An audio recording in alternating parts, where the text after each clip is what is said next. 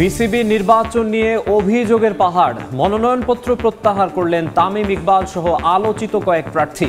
দেশের ক্রিকেটে কালো অধ্যায় আখ্যা।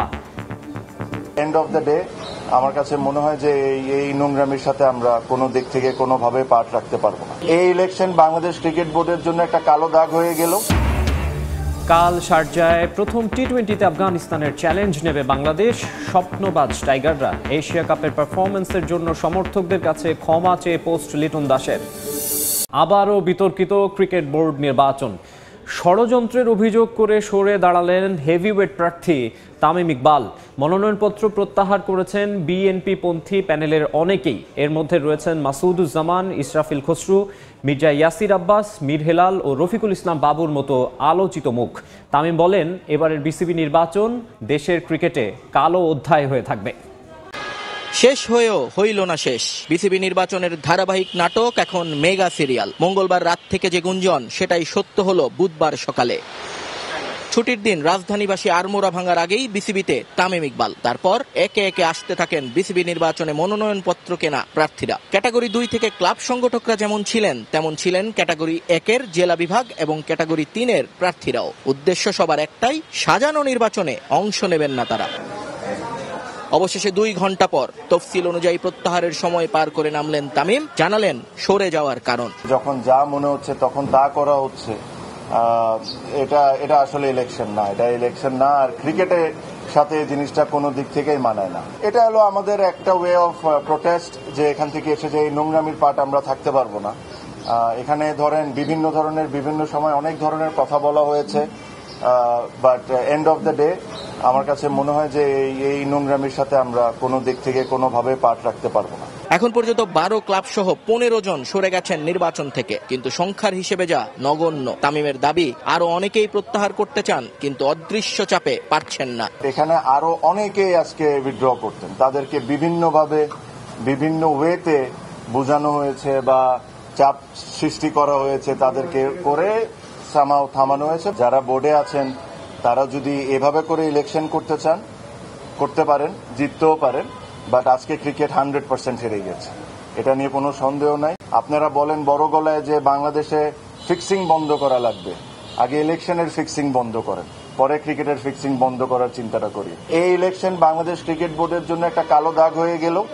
আর এই ইলেকশনের পার্টের সাথে যারা আছে এরা আই এম শিওর তারাও বুঝতে পারেন যে ইলেকশনটা কোনো দিক থেকেই এটা একটা ইলেকশন ছিল না। নির্বাচনের এই ডামাডোলে ক্রিকেটটা বরাবরই থেকেছে সবার চিন্তার বাইরে। তামিম তাই বলে গেলেন, বিসিবিতে নাকি হেরেই গেল ক্রিকেট। বিস্তারিত জানাতে এই মুহূর্তে মিরপুরে আছেন সহকর্মী নিয়ন মোহামিন, সরাসরি যোগ দিচ্ছি তার সঙ্গে। কিছু আসলে প্রকাশ্য হয়ে গেল। এতদিন সবাই বলছিল যে সরকারের একটা হস্তক্ষেপ রয়েছে, একটা অদৃশ্য চাপ রয়েছে। সেই চাপ এবং হস্তক্ষেপের পরও বারবার সমঝোতার জন্য চেষ্টা করা হয়েছিল। সেটা ক্লাব ক্যাটাগরি থেকে সংগঠক যারা ছিলেন, জেলা বিভাগ থেকে যারা ছিলেন, প্রত্যেকেই নিজের নিজের জায়গা থেকে চেষ্টা করেছেন। গতকাল রাত পর্যন্ত আসলে দফায় দফায় বৈঠক হয়েছে। সেটা ক্লাব ক্যাটাগরির যারা ছিলেন সংগঠকরা, তাদের সঙ্গে হয়েছে, সরকারের বিভিন্ন উপদেষ্টাদের সঙ্গে হয়েছে, কিন্তু কোনো কিছুতেই আসলে শেষ পর্যন্ত কোনো সমাধান আসেনি। যার কারণে আজ সকাল থেকেই গণপ্রত্যাহারের একটা হিড়িক লেগেছিল বিসিবিতে। এই মুহূর্তে প্রত্যাহারের সময় শেষ। আমি যদি প্রত্যাহারের লিস্টটা আপনাদের একটু জানিয়ে দেই। প্রত্যাহারের একদম প্রথমেই তামিম ইকবাল, তিনি ওল্ড ওয়েচেস ক্লাব থেকে কাউন্সিলর হয়েছিলেন এবং প্রার্থীও হয়েছিলেন।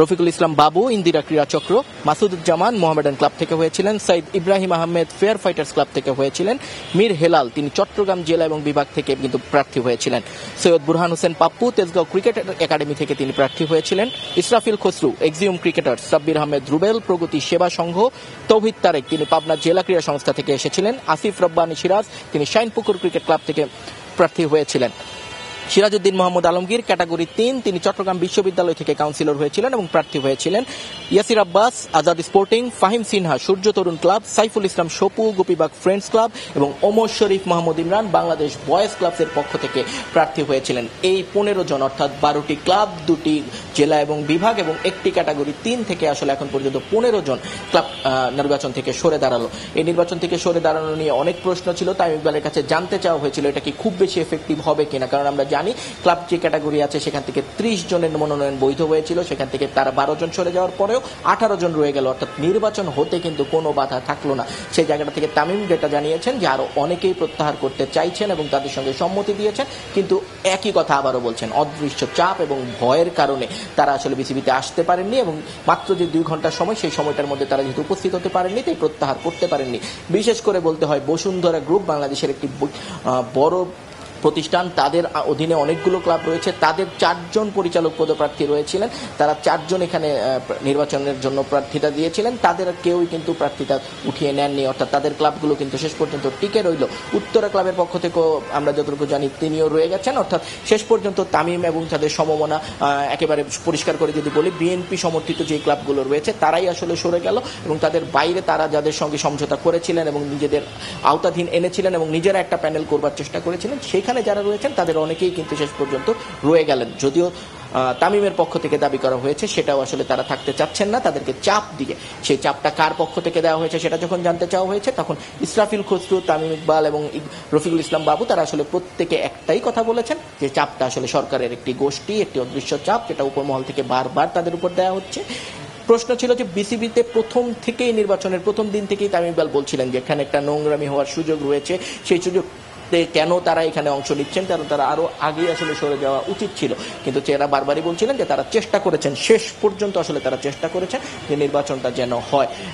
এখনো আমরা দেখতে পাচ্ছি একজন প্রার্থী তিনি কিন্তু উপরে এসেছিলেন এবং তিনি এখন বের হয়ে চলে যাচ্ছেন। তিনি বিএনপি নেতা মির্জা আব্বাসের পুত্র মির্জা ইয়াসির আব্বাস, তিনি কাউন্সিলর ছিলেন।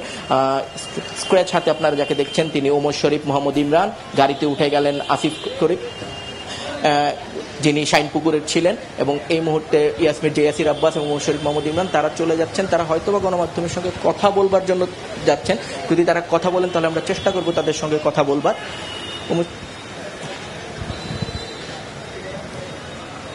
তারা কথা বলবেন গণমাধ্যমের সঙ্গে, আমরা সেই দিকেই যাই।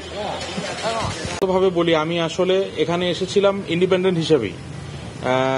যদি আপনারা অনেকেই দলগতভাবে মনে করতে পারেন আমি পলিটিক্যালি ইনভলভ না, বাট যেহেতু আমার বাবার ছেলে, আমার বাবাকে চিনেন আপনারা সবাই,